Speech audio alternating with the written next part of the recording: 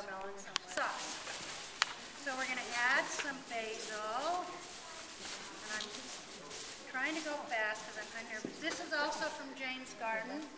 We're just going to throw some in here. You'll see there's not a lot of rocket science going on here. I actually did wash my hands a little bit ago, so I hope they're still clean. And I'm kind of funny. I like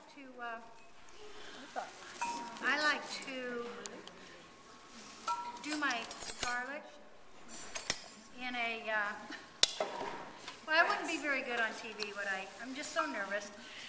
I like to do my garlic in the mincer rather than have it do it in the blender.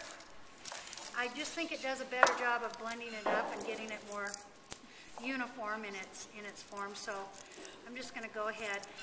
Honestly, the reason we're just showing you all this is because I had so many people come to me and say, gee, I want to do this raw foods, but I don't know what to do, and it seems so hard. And so I just want you to see that it isn't hard.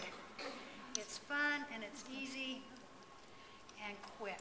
So I have a half of a lemon here that looks bad, but I'm going to cut off this part just a little bit.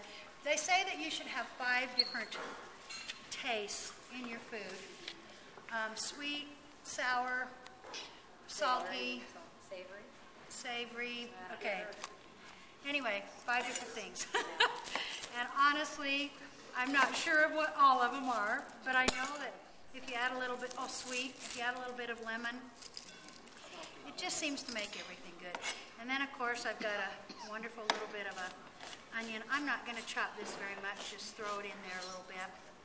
This is from Jane's garden, too, so we're having all these wonderful things from her garden.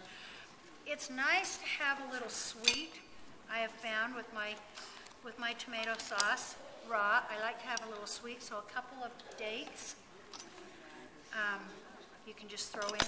These stay forever if you have them in your freezer. And you can get organic and then just put them in the freezer, take out a few when you need it, and you've got them.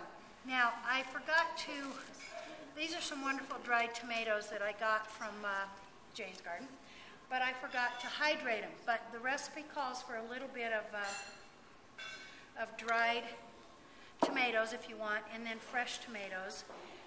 Let's see if I put everything in here. The figs, a little bit of salt, which I have. A little bit of how many use Redmond sea salt and know about it? Redmond sea salt is a local, it's from the Redmond, Utah. It's from the mines there. Now, I spent a lot of money and bought Himalayan salt. Has anybody used Himalayan? Okay, I was told by people who I trust that you want to use local foods that are in your area, especially the salt. That's what's there for us. It's in our area. So if it's not that expensive, so you get the Redmond sea salt, and it's, I think, the things that we need. The Himalayan salt is great too, but maybe this is what we need for our area. So I've been switching and using the Himalayan salt. Did you put figs in too? Dates. Did I say figs? I meant dates. No, dates.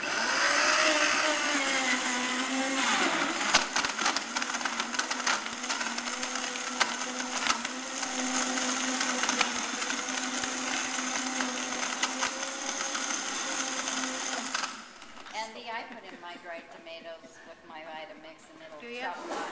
Well, let's just put it in. Okay, I'm just going to cut up a few more tomatoes to add to this, to give it a little bit of a texture. So you can do that, and that's what's on this recipe too. You hold out a little bit of your tomatoes.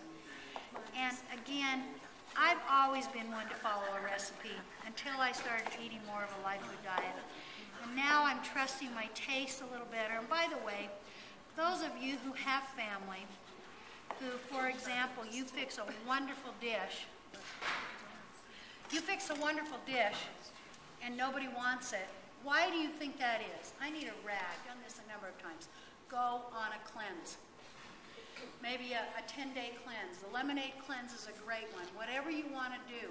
But you have got to get those addictive tastes and coating out of your body, Or you're going to go for a day or two, and you're going to do great, and then you're going to go to a party where there's sugar. Believe me, I know this.